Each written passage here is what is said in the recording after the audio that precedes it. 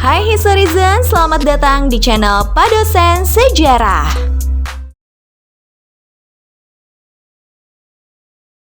Hai Historizen, pernahkah kita berpikir sejak kapan ada boneka dalam kehidupan kita? Boneka adalah tiruan anak untuk mainan atau anak-anakan. Menurut catatan sejarah, boneka digunakan di Mesir kuno, Yunani, dan Roma. Boneka diperkirakan telah ada sejak era Paleolitik kira-kira 2,5 juta tahun yang lalu hingga 10.000 sebelum Masehi. Mereka terbuat dari bahan alami seperti tanah liat, kayu, lilin, tulang, gading, batu giok, dan beberapa ditemukan di kuburan khususnya makam anak-anak. Pada Desember 2017 ditemukan sebuah kepala boneka prasejarah kecil di situs pemakaman seorang anak kecil di sebuah pemukiman berusia 4.500 tahun di distrik terpencil Khakassia, Siberia. Penemuan ini diklaim sebagai boneka pertama yang digunakan sebagai mainan. Di tempat itu juga ditemukan kepala berbentuk naga yang terbuat dari tanduk. Selain itu juga terdapat pahatan yang menyerupai wajah manusia, burung, rusa, babi hutan, dan dewa pagan. Dewa pagan digambarkan sebagai sosok dengan mata seperti almond, mulut besar, bibir tebal, dan berwajah garang. Arkeolog memperkirakan benda itu adalah kerincingan tertua yang berfungsi untuk mengusir dewa pagan. Tujuan pembuatan boneka berbeda-beda sesuai dengan budaya dan peradaban. Konon mereka digunakan sebagai mainan anak-anak, bagian dari ritual dan tradisi, alat bantu medis, peristiwa bersejarah, hingga kepentingan bisnis. Beberapa bahkan diyakini memiliki kekuatan magis, misalnya berkomunikasi dengan arwah. Sedangkan pengantin wanita Yunani akan menawarkan boneka mereka yang disebut Pelagona kepada Dewi Artemis sebelum menikah. Boneka ini pernah menjadi maskot Olimpiade 2004 dengan nama Paphos dan Athena. Boneka Afrika digunakan untuk mengajar dan menghibur. Mereka adalah perantara supranatural dan mereka dimanipulasi untuk tujuan ritual. Masing-masing boneka ini unik karena dibuat dengan tangan dan secara tradisional diturunkan dari generasi ke generasi. Di Jepang terdapat festival boneka bernama Hinamsuri sebagai Hari Boneka atau Hari Anak Perempuan pada tanggal 3 Maret. Hinamsuri adalah perayaan gadis-gadis Jepang selama perayaan, keluarga berdoa untuk pernikahan yang bahagia dan masa depan yang sejahtera bagi putri mereka. Banyak orang memajang satu set boneka hias disebut boneka hina di atas panggung tertutup kain merah. Boneka-boneka itu mengenakan pakaian dari periode Heian tahun 794 sampai 1185 mewakili kaisar, permaisuri, dan anggota aristokrasi yang berkuasa lainnya. Di Tiongkok, boneka digunakan untuk keperluan medis karena tabib pria tidak boleh menyentuh tubuh wanita. Dengan demikian, boneka ini digunakan sebagai alat peraga untuk menunjukkan bagian tubuh yang merasakan nyeri. Selain itu, boneka juga digunakan sebagai alat bantu pengobatan tradisional akupuntur. Sementara di benua Amerika terdapat boneka Hopi Kachina, sebuah boneka ukiran yang terbuat dari kayu, kapas, atau kapuk, yang mewujudkan karakteristik Kachina, roh bertopeng suku asli Hopi di Arizona, Amerika Serikat. Boneka Kachina dimaksudkan untuk mengajari gadis muda tentang karakteristik masing-masing Kachina seperti pembawa hujan, pengendali alam, pembawa pesan antara roh dan manusia, dan lain-lain pada abad 18. Kemudian terdapat boneka Inuit yang berasal dari suku lingkar Arktik di kutub utara dan terbuat dari tulang. Figur boneka ini mengenakan pakaian berbahan bulu atau kulit binatang. Pakaian boneka mereka menunjukkan gaya pakaian tradisional sejak 1000 tahun lalu yang diperlukan untuk bertahan hidup di musim dingin dari angin dan salju. Boneka ini berfungsi untuk mengajarkan perempuan muda atau pengantin wanita agar mampu membuat dan menjahit pakaian bagi keluarga dan meneruskan tradisi menjahit dari generasi ke generasi. Selain itu, terdapat boneka kepala apel yang merupakan boneka tradisional Amerika Utara dengan kepala yang terbuat dari apel kering. Pemukim kulit putih dan budak-budak membuat mainan anak-anak dari benda dan bahan yang berguna seperti kulit jagung dan kain lap disertai imajinasi. Penggunaan apel sebagai kepala boneka adalah praktik penduduk asli Amerika dan berasal dari orang Indian Iroquois yang terdiri dari 6 suku. Saat ini, boneka ini lebih banyak digunakan sebagai karya seni dibanding mainan anak-anak. Penduduk Indian asli Amerika juga mengenal boneka kulit jagung yang terbuat dari daun kering atau kulit bongo jagung. Pembuatan boneka ini kemudian diadopsi oleh pemukim Eropa awal di Amerika Serikat. Para pemukim awal juga membuat boneka kain dan boneka kayu berukir yang disebut pennywoods. Memasuki abad ke-19, figur boneka dibuat menyerupai kalangan kelas menengah dan keluarga kaya Victorian dan Edwardian, berdampak pada harga boneka yang sangat mahal.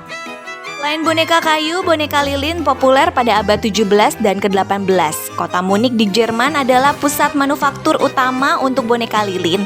Meskipun boneka lilin paling awal ditemukan dibuat di Inggris, ini terjadi setelah runtuhnya industri boneka kayu pada tahun 1840 hingga akhir abad ke-19, dan kala itu boneka lilin dibuat untuk orang yang sangat kaya. Kemudian boneka porselen mendominasi pasar boneka di dunia, terutama periode 1860 hingga 1900-an atau yang merupakan masa puncak dan diproduksi massal hingga 1930. Boneka buatan Jerman dan Prancis yang dicirikan dengan berbahan porselen, kepala mengkilap putih dengan rambut cetakan yang dicat dan tubuh yang terbuat dari kain atau kulit. Sebutan boneka porselen adalah boneka yang sebagian atau seluruhnya terbuat dari porselen berlapis mengkilat dan berasal dari Cina yang digunakan untuk menyebut bahan porselen. Selain boneka porselen, boneka beruang teddy atau teddy bear juga meraih popularitas pada awal abad 20, tepatnya tahun 1902. Semua berawal ketika Theodore Roosevelt sedang dalam perjalanan berburu beruang di dekat Onward, Mississippi pada 14 November 1902.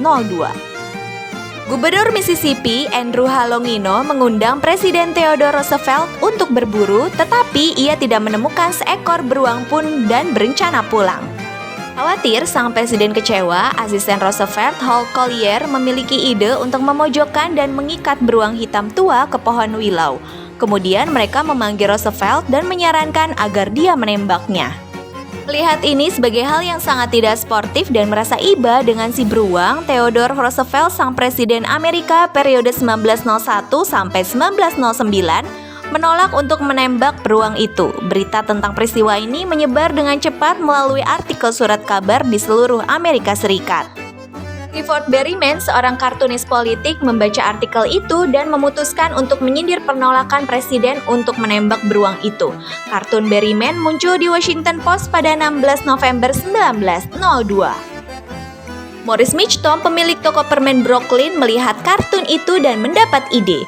Dia dan istrinya Rose juga membuat boneka binatang, dan Mitchum memutuskan untuk membuat boneka beruang setelah mendapat izin untuk menggunakan namanya dan mendedikasikannya untuk presiden yang menolak menembak beruang. Dia menyebutnya beruang teddy hingga terkenal ke seluruh dunia. Tidak heran saat ini terdapat 4 museum teddy bear yang tersebar di berbagai negara, yaitu Amerika Serikat, Inggris, Thailand, dan Korea Selatan di Pulau Jeju. Lalu bagaimana sejarah boneka di Indonesia? Boneka atau pop dalam bahasa Belanda di era Hindia Belanda merupakan jenis mainan untuk anak-anak Belanda kelas atas, terutama perempuan berusia 1 hingga usia 13 tahun. Berbagai dokumentasi foto menampilkan anak-anak perempuan beraktivitas dengan bonekanya. Misalnya, Anneke Benz memainkan boneka ditemani oleh adik dan keluarganya di depan rumah tahun 1925.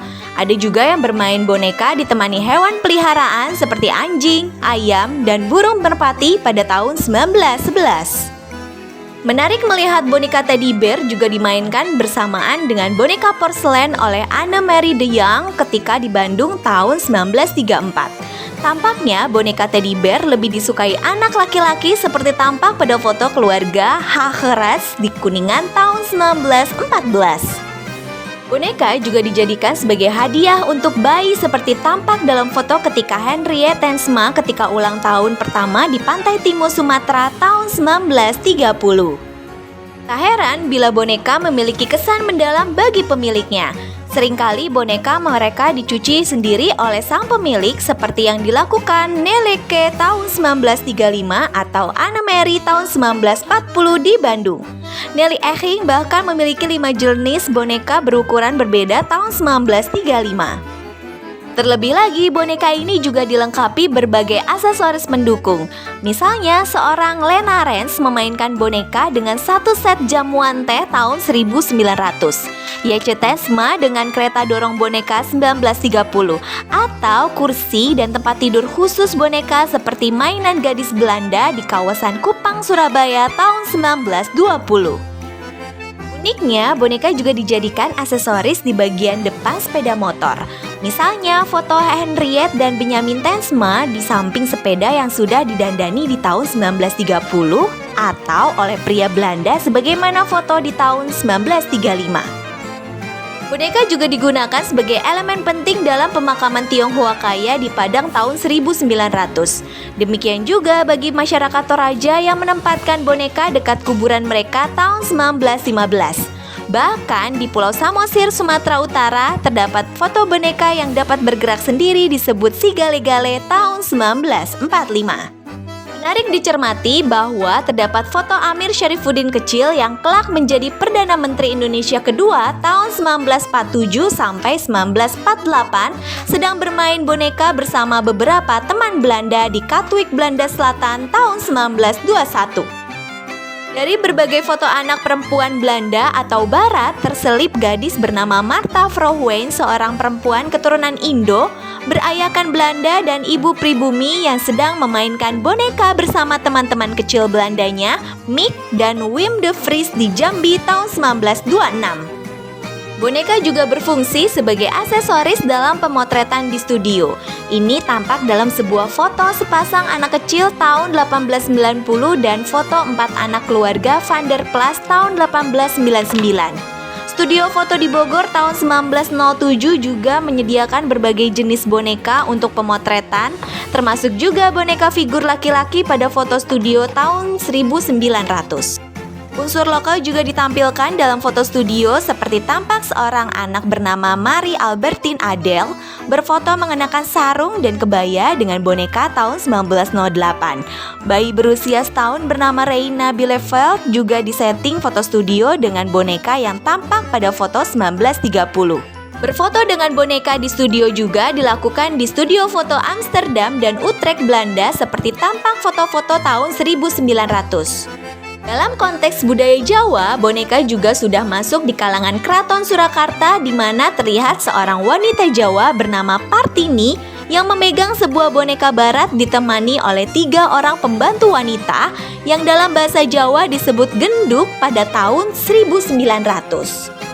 Selain itu, terdapat seorang wanita muda bernama Nindya yang kemungkinan besar dari keluarga Ningrat Jogja pada tahun 1932 sedang bersantai dengan saudara-saudaranya, sementara boneka dalam bentuk manekin digunakan pihak Keraton Yogyakarta untuk melatih penari pada tahun 1928. Pengaruh boneka porselin Victoria juga mempengaruhi selera berpakaian Putri Raja Rama kelima, Raja Chulalongkorn di Thailand, sebagaimana dijelaskan oleh Jarupan Suprung, seorang dosen dan perancang busana di Rajabat University Thailand, pada sebuah artikel ilmiah di jurnal Prosidia tahun 2015. Risetnya menyatakan bahwa dari 19 foto yang diambil sangat mirip dengan pakaian barat era Victoria Inggris, dan ini dijelaskan bagaimana Putri Raja berusaha mengikuti tren pakaian yang dikenakan sang boneka. Memasuki periode 1950-an, boneka Barbie hadir di masyarakat tepatnya pada 9 Maret 1959 dalam sebuah festival mainan di New York, Amerika Serikat.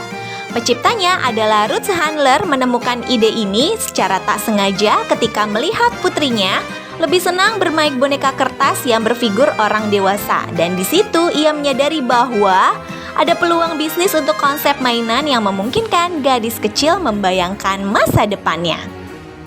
Barbie edisi pertama muncul dengan mengikuti gaya glamor artis 1950-an seperti Elizabeth Taylor dan Marilyn Monroe.